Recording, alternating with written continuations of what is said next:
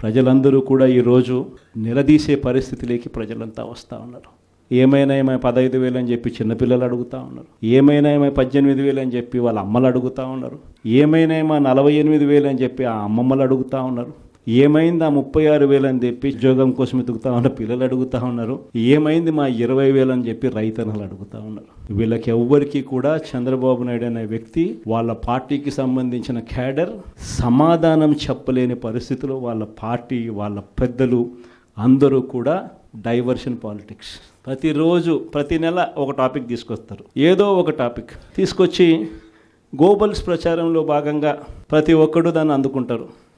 ఓసారి తిరుపతి లడ్డు అంటారు, ఇంకొకసారి జూన్లో ఋషికొండ భవనాలు అన్నారు, జూలైలో శ్వేతపత్రాలు మదనపల్లి ఫైల్స్ అన్నారు, ఆగస్టులో ముంబై నటి నా పేరేం పేరు కాదాంబరి అన్నాడు, సెప్టెంబర్లో ప్రకాశం బ్యారేజీని బోట్లతో ఢీకొట్టి గేట్లను పడగొట్టాలని చెప్పి మనం ప్లాన్ చేసినామని అంటాడు.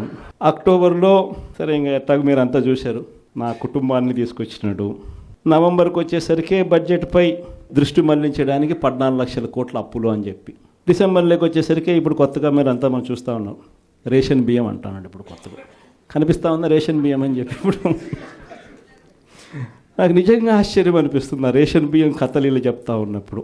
ప్రభుత్వంలో ఎవరున్నారు అని, ప్రభుత్వంలో మనం ఉన్నామా, ప్రభుత్వంలో వాళ్ళు ఉన్నారా అని నాకు అర్థం కాల.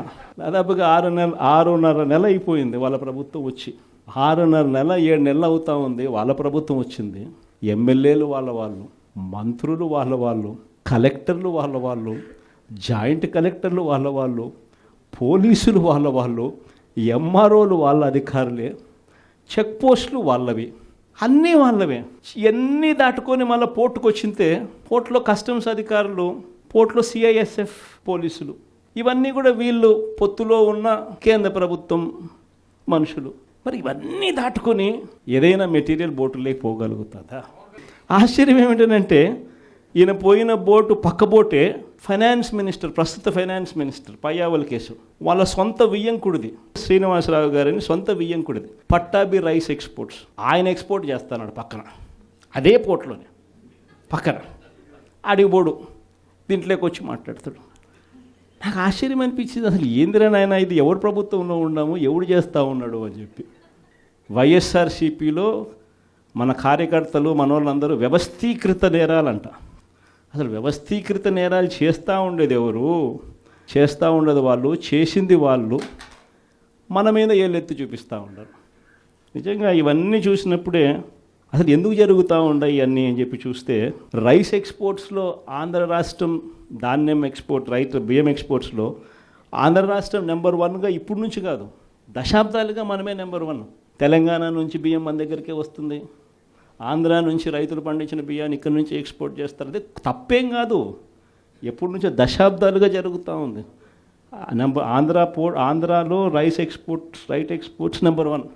అందులో ఈ పయ్యావుల కేశవ్ వాళ్ళ వియంకుడు, ఈ పట్టాభి రైట్ ఎక్స్పోర్ట్, ఈయన ఆంధ్రాలో నెంబర్ 1. ఇది నిజంగా ఇదే కొత్త ఏం కాదు. ఎందుకనంటే ఇది ఎప్పటి నుంచో జరుగుతూ ఉండేది. బియ్యం అనే రైతులు పండిస్తూ ఉన్నారు, రైతులకు గిట్టుబాటు ధర రావాలి, రైతులకు మంచి రేటు రావాలి అని అంటే ఎక్స్ట్రా పండించిందంతా రైతులు ఎక్స్పోర్ట్ చేసుకుంటూ ఉండే సాంప్రదాయం ఎప్పటి నుంచో జరుగుతూ ఉంది. అయితే దీన్ని ఎలా ట్విస్ట్ చేస్తూ ఉన్నారు అనేది ఇప్పుడు ఆశ్చర్యం. వీళ్ళ తప్పిదాల వల్ల ప్రజలకు నాసిరకం బియ్యం సప్లై కావడం వల్ల, ప్రజలకు సరిగ్గా బియ్యం సప్లై చేయకపోవడం వల్ల ఇది రివర్స్. ప్రజల దగ్గర నుంచి ఈ డీలర్లు కొనుక్కోవడం, ఈ డీలర్ల దగ్గర నుంచి ఎమ్మెల్యేలు తీసుకోవడం, ఎమ్మెల్యేల దగ్గర నుంచి ఎక్స్పోర్ట్స్, ఇది జరుగుతూ ఉండేది. ఇప్పుడు తప్పు వీళ్ళు చేస్తూ ఉండి ఇంకొకరి మీద ఏళ్ళెత్తి చూపిస్తారు.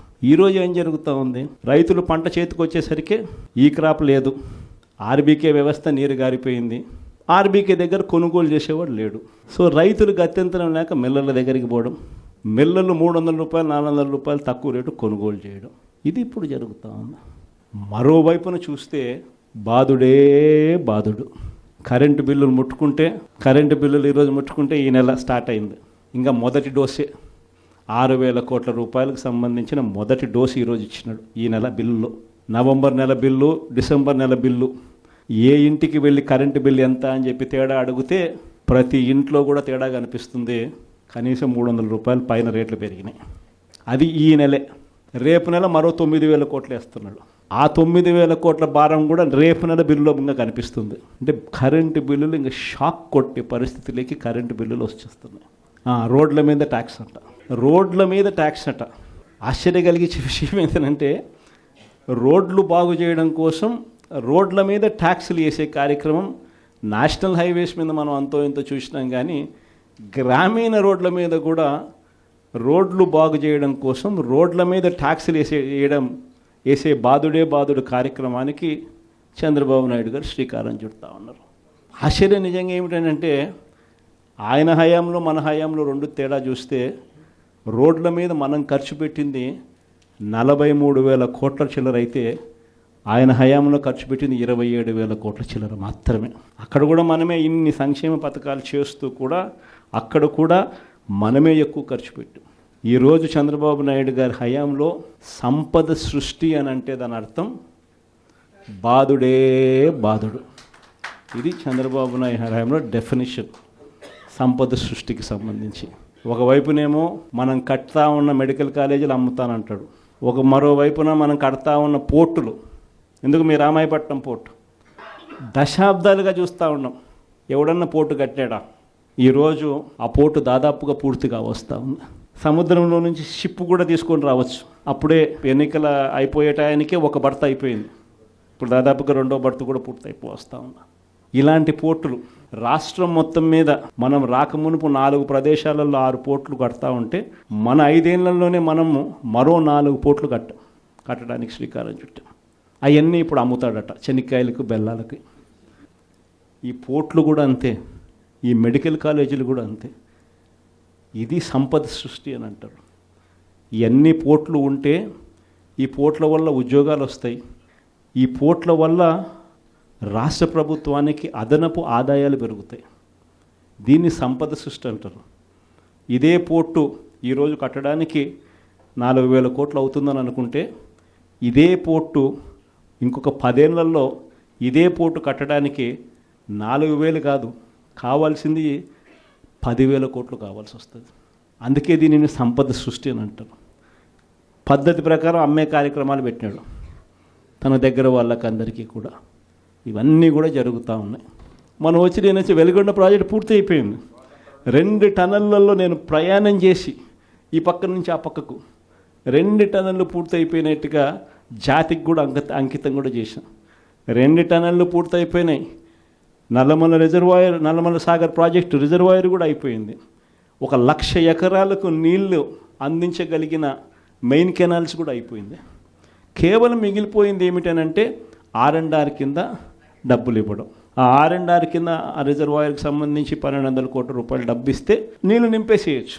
అదొక్కటి మాత్రమే ఇప్పుడు చేయాలి అని చెప్పి, ఈ సంవత్సరం చేయాలి అని చెప్పి పోస్ట్పోన్ చేసినాం. ఈ సంవత్సరం చేయాలని అక్టోబర్ లోపల, అంటే జూన్ నుంచి అక్టోబర్ మధ్యలో చేసేసుకొని అక్టోబర్లో నీళ్లు నింపడానికి మనం పూర్తి చేసిన ప్రాజెక్టును ఈ రోజుకి అంతే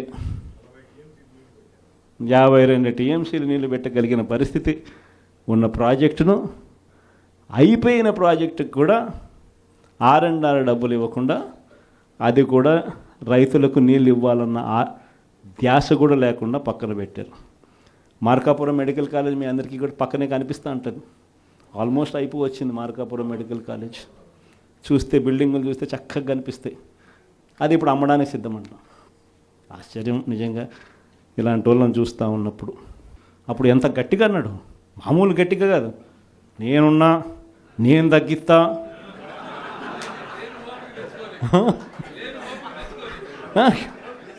అన్న మాటలన్నీ కూడా మామూలు మాటలు కాదు. తీరా వచ్చిన తర్వాత 6 నెలలు తిరక్క మునిపే 15,000 కోట్ల రూపాయలు బాదుడు ఉట్టి కరెంటు మీద.